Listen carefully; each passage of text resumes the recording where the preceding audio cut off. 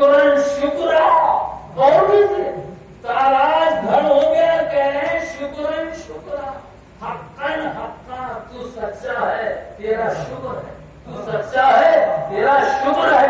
और फरमाई लेकिन वो जानते हैं कि ये शुक्र जो मैं कर रहा हूँ, ये जो सारी जितनी जमीयत कत्ल हो गई है, ये असल में एक दिन इस्लाम का सूरज इस कदर बुलंद होगा कि पूरी दुनिया के अंदर वो कुर्राए अर्श को चमका देगा। इसलिए कहा है शुक्रन शुक्रा।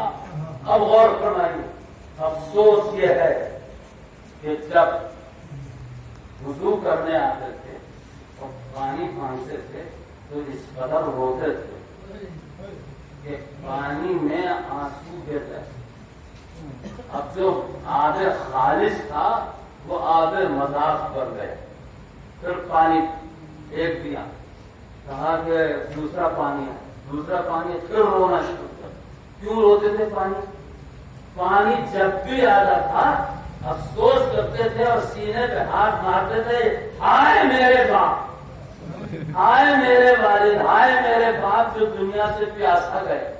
इसलिए बार बार पानी को देखकर रोया करते थे। बाजार में जाते थे तो कसाब से कहते थे कि भाई ये जो जानवर तुमने काटा है अभी, इसको पानी दे दिया था, पानी पिला दिया था। कहा कि मौला तरीका ही है ये, पहले हम पानी पिलाते हैं फिर इसके बाद से दबा करते हैं। तो बाजार में खड़े होकर कहेंगे, हाय मेरे बाप, कि मेरे बाप को पानी आखिर तक न मिला, दुनिया से मेरा बाप प्यासा गया।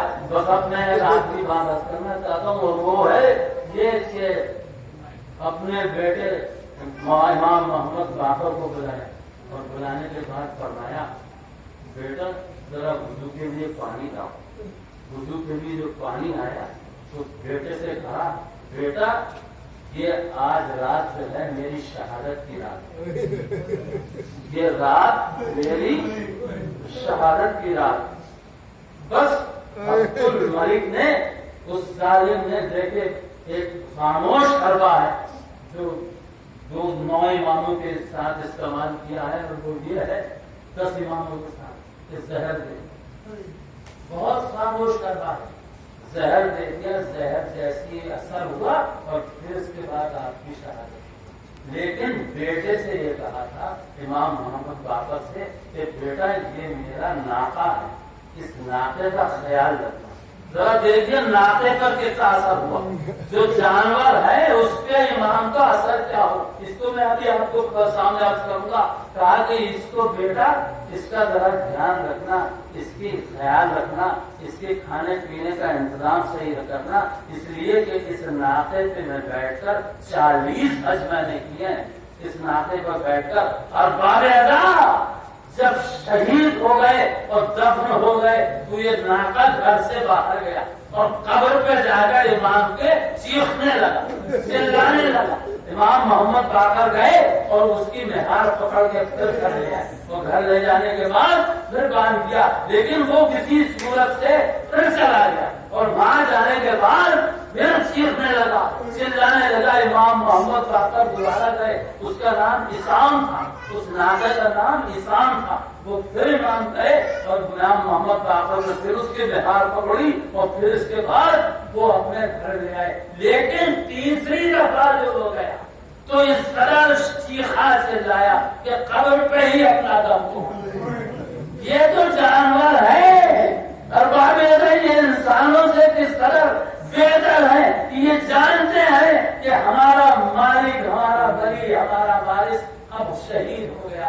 बस अब मैं एक बात फिर करना चाहता हूँ, किसी ने ये मिनहाल ने कहा कि इमाम ज़ैनुल आबिदीन से कि मौला कब तक रोइएगा, कब तक रोइएगा, इसलिए कि कत्ल होना तो आपकी आदत है और शहादत आपकी मीरास है।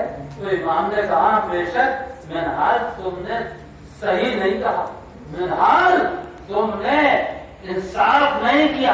कहा कि मौला फिर क्या इंसाफ? उनका इंसाफ ये है कि बेशक हमारी शहादत मीरास है, बेशक कत्ल होना हमारी आदत है। क्या हमारी आदत ये भी है कि हमारी बहू बेटियां دسن بستہ اونٹوں پر پھرائی جائے اور منادی گئے ہاضئی زینب ہاضئی ام کلثوم ہاضئی رقیہ اور بعد ایسا آخر میں سید العلماء نقن صاحب کا جملہ عرض کرتا ہوں، ارے جن کی ماں کا جنازہ رات کو اٹھا تھا انہیں کی بہو بیٹیاں روز روشن شہر بشہر اور دیار بدیار